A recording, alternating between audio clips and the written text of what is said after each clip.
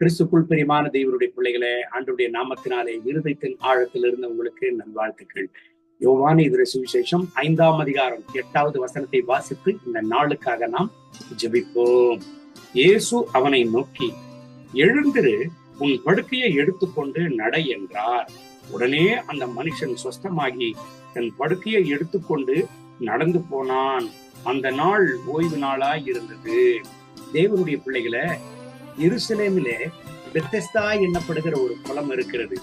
இன்றைக்கும் அந்த குளம் இருக்கிறது. ஆண்டவராக இயேசு கிறிஸ்து ஊழியம் செய்து கொண்டிருந்த நாட்களில அந்த பெத்தெஸ்தா குளத்தின் அன்னைக்கு கடந்து செல்லுகிறார். அந்த பெத்தெஸ்தா குளத்தினுடைய விசேஷம் என்ன தெரியுமா? தேவ தூதன் அந்த குளத்தை கலக்க வரான். முதலாவது யார் இறங்குகிறார்களோ அவர்கள் சுஸ்தம் அடைவார்களாம். என் அன்பு தேவனுடைய பிள்ளைகளை, குருடர்கள், வியாதியஸ்தர்கள், குஷ்டரோகிகள், என்ன வியாதியா இருந்தாலும் முதலாவது யார் இறங்குகிறார்களோ அவர்கள் சுஸ்தம் அடைவார்களாம். அந்த இடத்துல 38 வருஷமாய் வியாதியஸ்தன் ஒருவன் இருந்தானா. ஆனால் அவன் சுகமாக அவனுக்கு வாய்ப்பே கிடைக்கவில்லை. காரணம், ஒருவனும் அவனுக்கு உதவி செய்ய யாருமே இல்லை. கொண்டு போய் குளத்தில் விடுகிறதற்கு யாருமே இல்லை.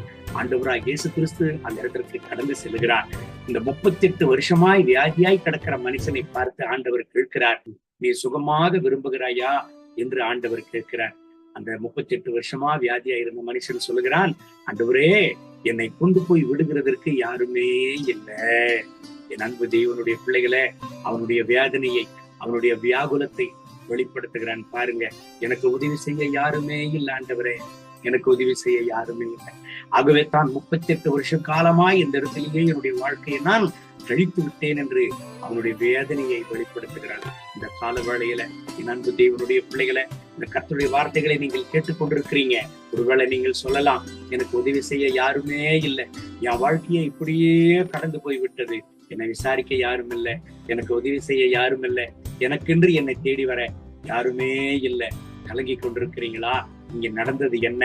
ஆண்டவராய் இயேசு கிறிஸ்து அவனுடைய இருதயத்தின் வேதனையை அறிந்தவராய், தனிமையை அறிந்தவராய் அவனிடத்துல கடந்து செல்லுகிறார். நான் உனக்கு இருக்கிறேன், இப்பொழுதே உன்னை நான் குணமாக்குகிறேன், நீ சுகமாக விரும்புகிறாய் அல்லவா, இப்பொழுதே உன் படுக்கையை எடுத்துக்கொண்டு நட என்று சொல்லுகிறார். உடனே அவன் சுகமானான் என்று வேதம் சொல்கிறது. என் அன்பு தேவனுடைய பிள்ளைகளை, இந்த கால வேளையில் கர்த்தர் உங்களுக்கு ஒரு அதிசயத்தை செய்கிறார். உங்களுக்கு ஒரு சுகத்தை கட்டளிடுகிறார். உங்களுக்கு ஒரு அற்புதத்தை செய்கிறார். உங்கள் தனிமையை மாற்றுகிறார். உதவி செய்ய யாருமே இல்லைன்னு கலங்குனீங்கல்ல, இன்னைக்கு கர்த்தர் உங்களுக்கு உதவி செய்கிறார். இந்த கால வேளையில் கண்களை மூடி உங்களுக்காக ஒரு நிமிஷம் நான் ஜெபிக்கட்டுமா? அன்பின் ஆண்டவரே, இந்த கால வேளையில் எனக்கு உதவி செய்ய யாருமே இல்லை, எத்தனையோ நாட்களாக நான் காத்திருக்கிறேன், ஆனால் என் காத்திருப்புக்கு ஒரு பதிலும் கிடைக்கவில்லையே என்று ஏங்கி தவித்துக் கொண்டிருக்கிற இந்த அன்பு சகோதரன் சகோதரிக்காக ஜெபிக்கிறேன். இவர்களுக்கு உதவி செய்யுங்க ஆண்டவரே. இவங்க துக்கத்தை சந்தோஷமாக மாற்ற ஆண்டவரே. எனக்கு யாருமே இல்லை உதவி செய்ய என்று கலங்கி கொண்டிருக்கிற ஒவ்வொருவர்களுக்காக ஜெபிக்கிறேன். இவர்களுக்கு உதவி செய்யுங்க. இவர்கள் வியாதிகளை மாற்றுங்க, இவங்க கஷ்டங்களை மாற்றுங்க, இவங்க கண்ணீரை துடையுங்க, இவங்க மரண படுக்கையை மாற்றுங்க. இப்பொழுதே ஒரு அற்புதத்தை செய்யும். இவங்க துக்கத்தை சந்தோஷமாக மாற்றும். மகிமை கனம் துதி உமக்கே.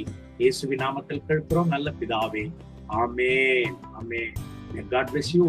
Have a blessed day.